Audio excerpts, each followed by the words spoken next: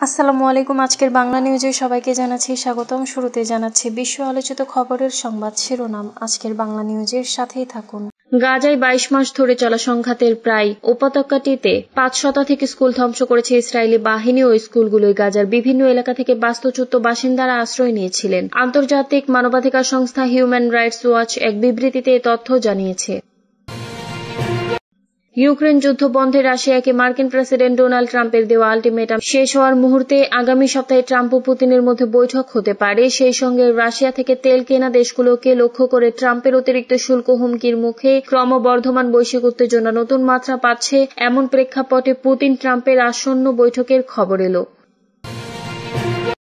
ফিলিস্তিনের পক্ষে সোচ্চার ব্রিটিশ সংগঠন প্যালেস্টাইন অ্যাকশনের পক্ষে সমর্থন জানানোয় যুক্তরাজ্য ও 3 জনের বিরুদ্ধে অভিযোগ গঠন করা হয়েছে। সম্প্রতি ব্রিটিশ সরকার এটিকে সন্ত্রাসী সংগঠন আখ্যা দিয়ে নিষিদ্ধ করার পর এই পদক্ষেপ নেওয়া হলো।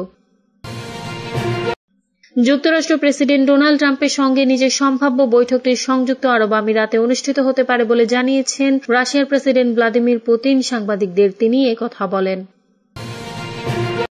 মার্কিন প্রেসিডেন্ট হিসেবে ডোনাল্ড ট্রাম্প দ্বিতীয় মেয়াদে ক্ষমতা গ্রহণের পর যুক্তরাষ্ট্রের ঘনিষ্ঠ মিত্ররাও তার শুল্কের রোষানল থেকে রেহাই পাননি। ট্রাম্প প্রশাসনের অতিরিক্ত শুল্ক, আরব বাণিজ্যিক হুমকি এবং একতরফা নীতি প্রয়োগের ফলে চাপ পড়েছে প্রায় বিশ্বের বেশিরভাগ দেশ। তবে এবার এসব চাপ ও হুমকিকে গুরুত্ব না দিয়ে একজোট হতে পারে বিশ্বের অন্যতম 3 মহাশক্তি রাশিয়া, চীন ও ভারত। আগামী ডিসেম্বরের প্রথমার্ধে ত্রয়োদশ জাতীয় নির্বাচনের তফসিল ঘোষণা করবে ইসি বলে জানিয়েছেন নির্বাচন commissioner brigadier general of Abul Fazal Mohammad Sanaullah. রাজধানীর আগারগাঁওয়ে নির্বাচন কমিশনের সংবাদ সম্মেলনে এসব কথা বলেন তিনি। এতক্ষণ শুনছিলেন বিশ্ব আলোচিত খবরের সংবাদ শিরোনাম। এবার বিস্তারিত। গাজায় ইসরায়েলের হামলায় 500 থেকে স্কুল ধ্বংস। গাজায় 22 মাস ধরে চলা সংঘাতের প্রায় উপত্যকাটিতে 500 থেকে স্কুল ধ্বংস করেছে ইসরায়েলি বাহিনী। স্কুলে এই হামলার ফলে বেসামরিক ফিলিস্তিনীয় শিক্ষা ব্যবস্থার উপর দীর্ঘমেয়াদী প্রভাব পড়বে বলে সতর্ক করেছে HRW। সংস্থাটি বলছে ইসরায়েলের হামলার মাধ্যমে বেসামরিক লোকজনের নিরাপদে আশ্রয় নেওয়ার অধিকার হরণ করা হয়েছে। এর ফলে বহু বছর ধরে শিক্ষা গ্রহণে বাধা আসবে। বিবৃতিতে দাবি জানিয়ে HRW বলেছে ইসরায়েলের বেআইনি হামলায় অস্ত্র সরবরাহকারী যুক্তরাষ্ট্র সহ বিভিন্ন দেশের সরকারকে ইসরায়েলের সরকারের উপর অস্ত্র নিষেধাজ্ঞা আরোপ করতে হবে। একই সঙ্গে ইসরায়েলের হামলা বন্ধে জাতিসংঘের গণহত্যা কনভেনশন কার্যকর করতে জরুরি পদক্ষেপ গ্রহণ করতে হবে। আল জাজিরার খবরে বলা হয়েছে, সংঘাত বন্ধে জাতিসংঘ ও বিভিন্ন মানবাধিকার সংস্থার বারবার আহ্বানের পরও গাজায় নির্বিচার হামলা চালিয়ে যাচ্ছে ইসরায়েল। গতকাল সন্ধ্যা পর্যন্ত উপত্যকাটিতে হামলায় অন্তত 22 জন ফিলিস্তিনি নিহত হয়েছেন। এদিন অনাহারে মৃত্যু হয়েছে 4 জনের। এ নিয়ে না খেতে পেয়ে উপত্যকাটিতে মোট 197 জনের মৃত্যু হল, তাদের মধ্যে 96 জনই শিশু।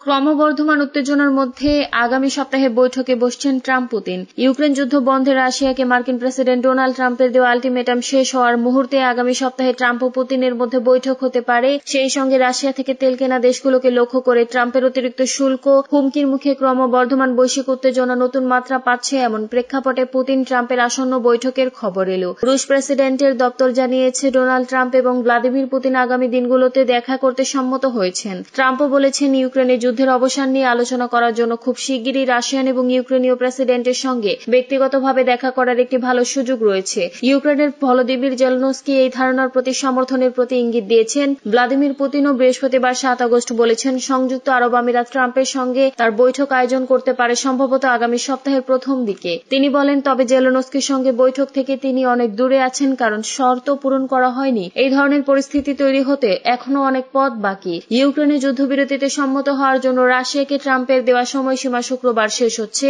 এর মধ্যে গতকাল বুধবার মার্কিন রাষ্ট্রদূত স্টিভ উইটকফ মস্কোয় উড়ে যান এবং রুশ প্রেসিডেন্টের সঙ্গে আলোচনা করেন। এরপরে ট্রাম্প এবং পুতিনের মধ্যে বৈঠক হচ্ছে। উইটকফ এর আগে 4 বার মস্কো ভ্রমণ করেছেন। সেই সময়গুলোতে ট্রাম্পের কাছ থেকে আশাবাদ ব্যক্ত হলেও শেষ পর্যন্ত শান্তি আলোচনায় কোনো বড় অগ্রগতি হয়নি।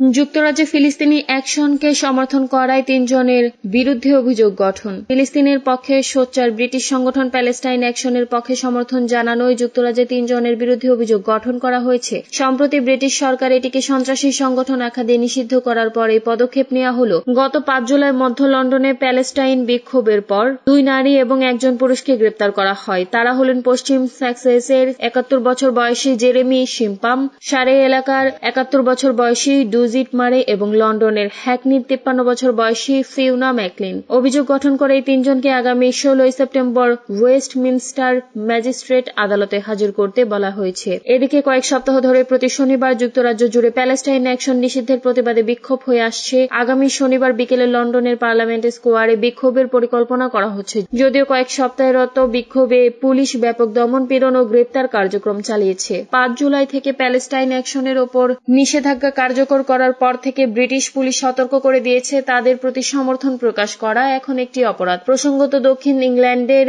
একটি বিমান ঘাঁটিতে বিক্ষোভে ফিলিস্তিনপন্থী এই সংগঠনের কর্মীরা জড়িত এমন দাবি তুলে কয়েকদিন পরেই সরকার 2000 সালের সন্ত্রাসবাদ আইনের অধীনে নিষেধাজ্ঞার পরিকল্পনা ঘোষণা করে।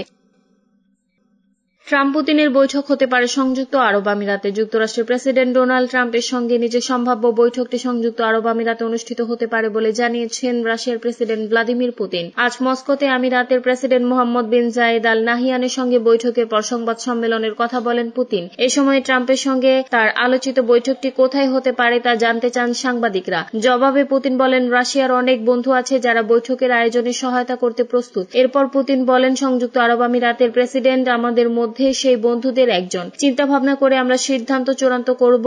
আমার কাছে এটি সম্ভাব্য বৈঠকের স্থান হিসেবে বেশ উপযুক্ত জায়গা বলে মনে হয়। এর আগ পর্যন্ত আজ ক্রেমলিনের জ্যেষ্ঠ আলোচক কিরিল দিমিত্রিয়েভ জানিয়েছেন, পুতিন ও ট্রাম্পের মধ্যে বৈঠকের সম্ভাব্য স্থান চূড়ান্ত হয়ে গেছে।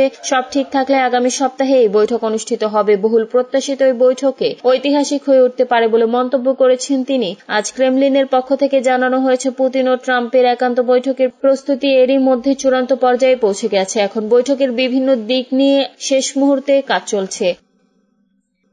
যুক্তরাষ্ট্রের হুমকি উপেক্ষা করে এক হচ্ছে রাশিয়া, চীন ও ভারত। মার্কিন প্রেসিডেন্ট ডোনাল্ড ট্রাম্প দ্বিতীয় মেয়াদে ক্ষমতা গ্রহণের পর যুক্তরাষ্ট্রের ঘনিষ্ঠ মিত্ররাও তার শুল্কের রোষানল থেকে রেহাই পাননি। ট্রাম্প প্রশাসনের অতিরিক্ত শুল্ক আরব বাণিজ্যিক হুমকি এবং একতরফা নীতি প্রয়োগের ফলে চাপে পড়েছে প্রায় বিশ্বের বেশিরভাগ দেশ। তবে এবার এসব চাপ ও হুমকিকে গুরুত্ব না দিয়ে একজোট হতে পারে বিশ্বের অন্যতম 3 মহাশক্তি রাশিয়া, চীন ও ভারত। মার্কিন বাণিজ্যিক ও কূটনৈতিক হুমকিকে পাত্তা না দিয়ে একসঙ্গে কৌশলগত অবস্থান নিচ্ছে রাশিয়া, চীন ও ভারত। দীর্ঘ 6 বছর পর চীন সফরে যাচ্ছেন ভারতের প্রধানমন্ত্রী নরেন্দ্র মোদী। এই সফরের এমন ঘোষণা এমন এক সময় এলো যখন এক সময়ের কৌশলগত মিত্র যুক্তরাষ্ট্রের সঙ্গে ভারতের সম্পর্ক এক প্রকার তলানিতে। রাশিয়ার কাছ থেকে তেল কেনা অব্যাহত রাখায় ভারতের উপর আবারও 25% শুল্ক আরোপের ঘোষণা দিয়েছে ট্রাম্প। তিনি আরও বলেছেন, আমরা বিশ্বাস করি যে কোনো সার্বভৌম দেশের স্বাধীনভাবে বাণিজ্য সঙ্গী বেছে নেওয়ার অধিকার রয়েছে।